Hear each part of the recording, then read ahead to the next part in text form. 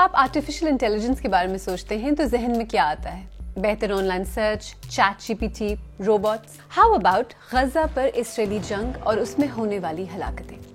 اکتوبر 2023 سے اب تک غزہ پر اسرائیلی حملوں میں کم سے کم 50,000 افراد ہلاک ہوئے ہیں۔ اس کے علاوہ لاکھوں زخمی بھی ہیں۔ لیکن اس کا اے آئی سے کیا تعلق؟ حال ہی میں گوگل اور مائکروسافٹ جیسی بڑی ٹیک کمپنیز کے ساتھ کام کرنے والے کچھ افراد سامنے آئے ہیں۔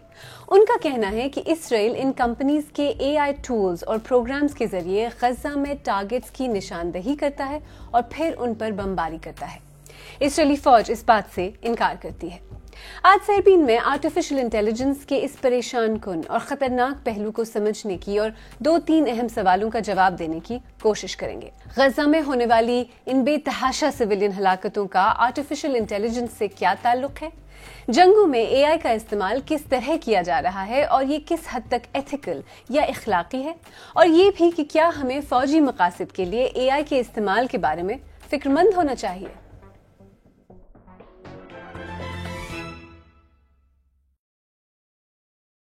غزہ کی بات کرنے سے پہلے سب سے پہلے تو یہ سمجھنے کی کوشش کرتے ہیں کہ اے آئی ہے کیا؟ اے آئی یا آرٹیفیشل انٹیلیجنس یعنی مصنوعی ذہانت۔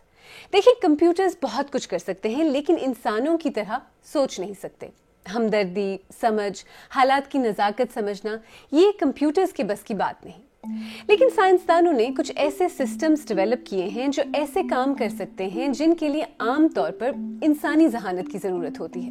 مان لیں کہ انہوں نے کمپیوٹرز کو ویسے ہی سکھانے کی کوشش کی ہے جیسے انسان سیکھتے ہیں۔ اے آئی پروگرامز بہت بڑی تعداد میں مواد یا ڈیٹا کو پروسیس کر کے پیٹرنز کی نشاندہی کر سکتے ہیں اور پھر اس انفارمیشن کے ساتھ کیا کرنا ہے اس بارے میں تفصیلی انسٹرکشنز فالو کر سکتے ہیں۔ مثلاً جب آپ چیٹ جی پی ٹی سے کوئی سوال پوچھتے ہیں تو چیٹ جی پی ٹی اس موضوع پر انٹرنیٹ پر موجود وسیع مواد کا جائزہ لے کر لمحوں میں اسے پروسیس کر کے آپ کو جواب دے دیتا ہے۔ آرٹیفیشل انٹیلیجنس میتھمیٹکس اور پروبیبلٹی پر انحصار کرتی ہے اور یہ پروبیبلٹی غیر یقینی ہے۔ اس لیے اے آئی کے ماہرین کہتے ہیں کہ اسے کبھی بھی 100% درست قرار نہیں دیا جا سکتا اور نہ ہی اسے 100% پریڈکٹ کیا جا سکتا ہے۔ چلیے، اے آئی تو کسی حد تک سمجھ آ گئی۔ اب جنگوں میں اے آئی کا استعمال کیسے کیا جا رہا ہے اس پر بات کرنے سے پہلے ذرا ماضی کے ایک واقعے پر نظر ڈالتے ہیں۔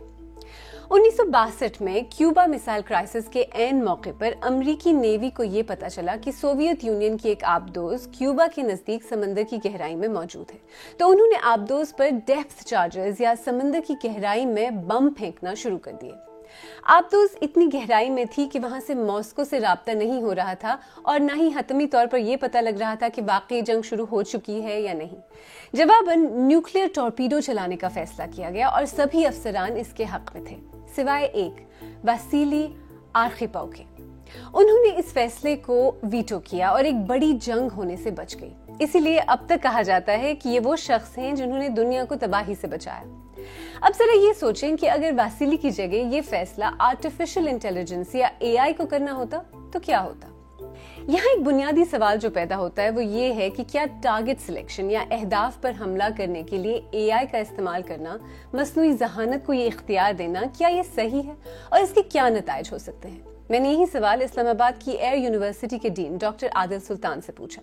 ایک ایشو ہے جس پہ پبلکلی تو سارے کنٹریز جو ہیں انہوں نے ایک ماڈل پوزیشن لی ہوئی ہے کہ ہمیں لیتھل اٹونومس ویپن سسٹمز یا اٹونومس ویپن سسٹمز کی طرف نہیں جانا چاہیے، لیکن چونکہ یہ ڈیولپمنٹس ہو رہی ہیں اور ٹیکنالوجیکلی ایڈوانس کنٹریز پہ کافی کام کر چکے ہوئے ہیں، تو وہ ایک ڈیڈ لاک سا ہوا ہے، اس کے اوپر کوئی پروگرس نہیں ہو رہی اور مشکل بھی لگتی ہے۔ اچھا، اب جیسے ہائی رسک سیٹنگس ہیں یا ہائر رسک سیٹنگس ہیں، جیسے فار ایگزامپل نیوکلیئر ویپنز ہیں، نیوکلیئر ویپن سسٹمز ہیں، کیا وہاں بھی آپ کو اے آئی کا استعمال ہوتا ہوا نظر آ رہا ہے اور کیا ہونا چاہیے؟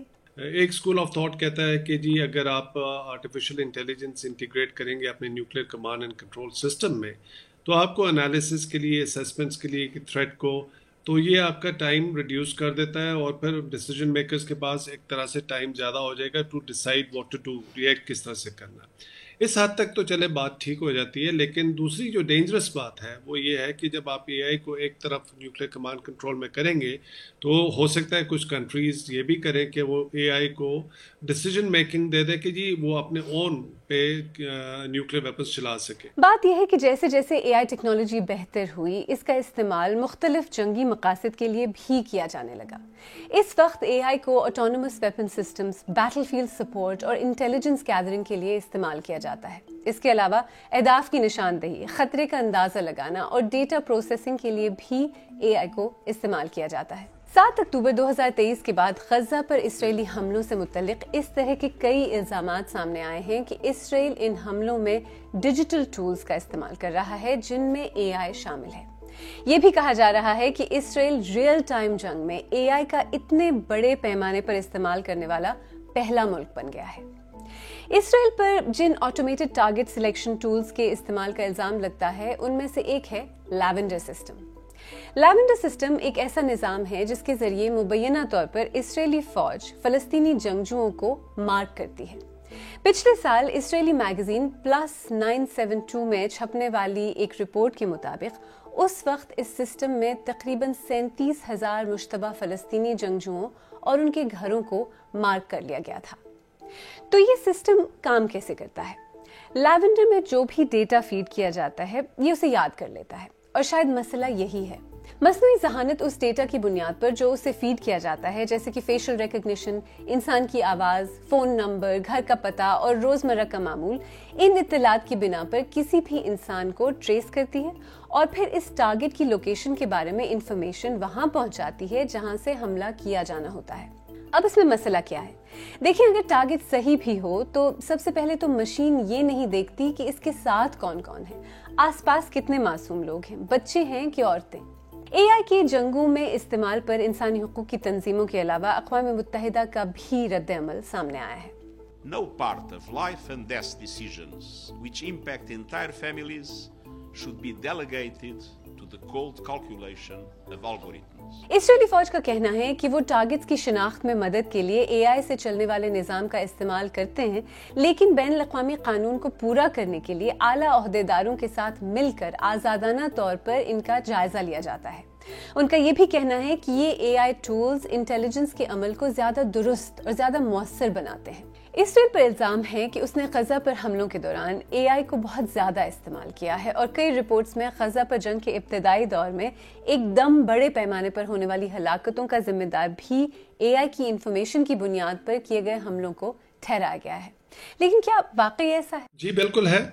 جب اسرائیل کی بات کرتے ہیں تو ہمیں پتا ہے کہ ان کی کیپیبلٹیز ورلڈ ریناؤنڈ ہے. وہ اس فیلڈ کے اندر کافی حد تک آگے جا چکے ہوئے ہیں، بہت ساری ڈیولپ کنٹریز سے آگے ہیں. کئی ایسی چیزیں ہیں جو شاید ہمیں پبلکلی پتہ بھی نہیں ہے، کیونکہ وہ انہوں نے ایک سیکریسی بھی رکھی ہوئی ہے. ہم تو زیادہ تر دیکھتے ہیں کہ جی جو ایریل بامبنگ ہوئی، بلڈنگز گر گئے، سویلینز کیجولٹیز ہو گئی وہاں پہ پیلسٹائن کے اندر، لیکن یہ جو سارے ٹارگٹس ہیں، یہ سب چیزیں ہیں اس کے اندر انفارمیشن گیدر کرنے سے، پروفائلنگ کرنے سے اور پھر ان کو اسٹرائک کرنے کے لیے ہر چیز کے اندر انہوں نے ٹیکنالوجی کا استعمال کیا ہے. ویسے اس وقت اگر ہم غزہ پر اسرائیلی حملوں اور جنگ میں اے آئی کی بات کر رہے ہیں تو اس کی ایک بڑی وجہ مائکروسافٹ، گوگل اور امیزون جیسی کمپنیز کے کچھ ملازمین کا احتجاج بھی ہے. شاید آپ کو یاد ہو، حال ہی میں مائکروسافٹ کی 50ویں سالگرہ پر کمپنی کے اے آئی سی ای او مصطفیٰ سلیمان کی ایک پریزنٹیشن کے دوران ایک پروٹیسٹر نے کمپنی پر اسرائیلی فوج کو اے آئی ٹیکنالوجی بیچنے کا الزام لگایا.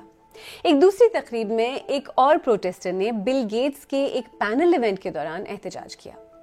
مائکروسافٹ کے ملازمین نے کمپنی پر اسرائیل کو ازیور، کلاؤڈ اور اوپن اے آئی ٹیک جیسے ٹولز فراہم کرنے کا الزام لگایا ہے. وہ کہتے ہیں کہ اس وجہ سے مائکروسافٹ ایک ایسے عمل میں حصے دار ہے جسے انٹرنیشنل کورٹ آف جسٹس نے ممکنہ نسل کشی یا جینوسائیڈ قرار دیا ہے. پچھلے سال اپریل میں امریکہ میں مقیم گوگل کے ملازمین نے بھی نیو یارک، کیلیفورنیا اور سیاٹل میں کمپنی کے دفاتر کے باہر اسرائیل کے ساتھ معاہدے کے خلاف احتجاج کیے.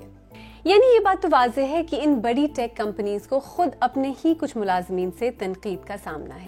فلسطینیوں کو نشانہ بنانے کے لیے اسرائیل کی جانب سے اے آئی کے استعمال سے انسانی حقوق کے کارکن پریشان ہیں، جبکہ قانونی ماہرین کا کہنا ہے کہ جنگ میں اے آئی کا استعمال بین الاقوامی قوانین کی خلاف ورزی ہے.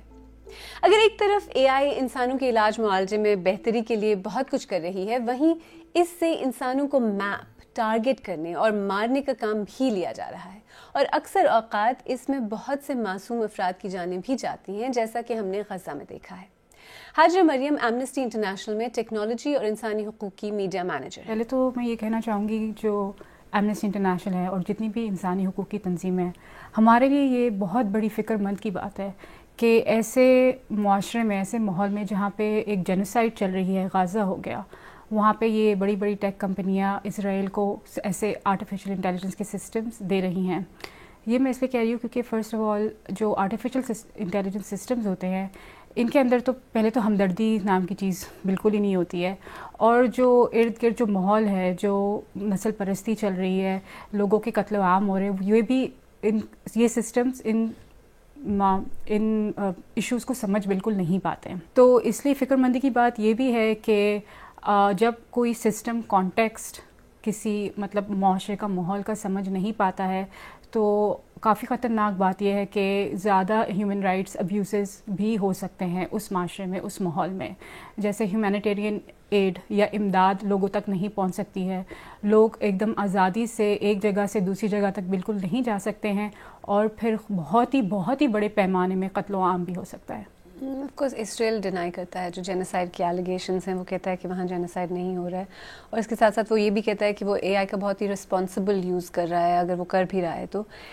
لیکن اے آئی کا جو استعمال ہے انسانی حقوق کے لیے خطرہ ہے جیسا کہ آپ نے کہا. کیا اس کے کوئی پازیٹیو ایسپیکٹس بھی ہیں؟ کیا کوئی اچھائی بھی ہے جو اے آئی کے ذریعے آپ کو انسانی حقوق کے فیلڈ میں ہوتی ہوئی نظر آ رہی ہے؟ جب سے اوپن اے آئی آیا ہے ایک پوری ہائپ پیدا ہوئی ہے آرٹیفیشیل انٹیلیجنس کے بارے میں، اور پھر ٹیک کمپنیز ایک بہت ہی مختلف قسم کا نظریہ رکھتی ہیں، ان کی ہائپ کریٹ کرتی ہیں فنڈنگ وغیرہ لانے کے لیے، اور ایک طریقے کی مس انفارمیشن نہیں، خیر ایسے مطلب انفارمیشن ان ٹیکنالوجیز کے بارے میں پھیلائی جا رہی ہیں جو انسانی حقوق کو بالکل کے بارے میں بالکل نہیں بات کرتے. مسئلہ یہ ہے کہ ایک مشین انفارمیشن جنریٹ کرنے کے لیے وسیع معلومات کا استعمال انسانوں سے بہتر ضرور کر سکتی ہے، لیکن ایک مشین کسی بات کے پس منظر کو، کانٹیکسٹ کو نہیں سمجھتی، اس کے احساسات نہیں ہوتے، اور اخلاقی غیر اخلاقی کا فرق اسے نہیں پتا. ایسے میں اے آئی کے ناقدین کہتے ہیں کہ مصنوعی ذہانت کا استعمال حکومتیں انسانی حقوق کی پامالی، غلط معلومات پھیلانے، مزاحمت کو کچلنے کے لیے اور فوجی مقاصد حاصل کرنے کے لیے بھی کر سکتی ہیں، اور کچھ تو یہ بھی کہتے ہیں کہ ایسا آلریڈی ہو رہا ہے. سارم گیلانی کیمبرج یونیورسٹی میں مصنوعی ذہانت کے اخلاقی پہلوؤں پر تحقیق کرتے ہیں. ہم نے ان سے بات کی اور ان سے یہ پوچھا کہ جنگ میں اے آئی کے استعمال کے ایتھکس کیا ہیں؟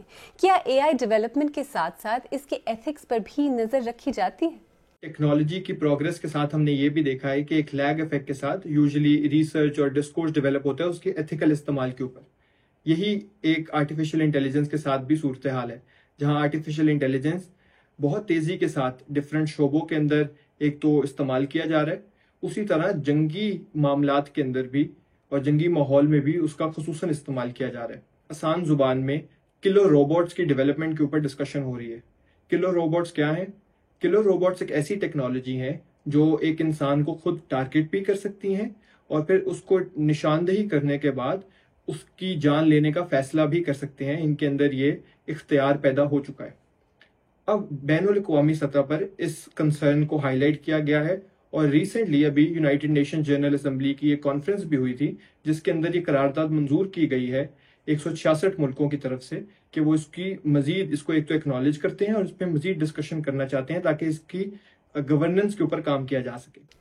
دیکھیں، انسان اور مشین کا رشتہ اتنا ہی پرانا ہے جتنی انسانی تہذیب. پہیے کی ایجاد سے مصنوعی ذہانت پر مبنی مشینوں تک یہ سب ایک ہی سلسلے کی کڑیاں ہیں. اور ایکسپرٹس کہتے ہیں کہ ہر بڑی اور اہم انسانی ایجاد کی طرح اے آئی بذات خود اچھی یا بری نہیں، اس کا استعمال اچھا یا برا ہو سکتا ہے. جیسا کہ ہم نے پروگرام میں دیکھا، آلریڈی جنگوں میں اے آئی کا استعمال کیا جا رہا ہے، اور اس طرح کیا جا رہا ہے کہ انسانی حقوق کے کارکن اور ایکسپرٹس دونوں اس بارے میں گہری تشویش اور شدید تحفظات کا اظہار کر رہے ہیں. ماہرین کہتے ہیں کہ غزہ میں ہونے والی بے تحاشا سویلین ہلاکتوں کا آرٹیفیشیل انٹیلیجنس سے بظاہر بہت گہرا تعلق ہے. اب سوال یہ ہے کہ کیا اے آئی کا عروج دنیا کے لیے سب سے اچھی خبر ہوگا یا سب سے بری؟ اور اس کا جواب کسی اے آئی نے نہیں بلکہ انسان نے خود ہی دینا ہے.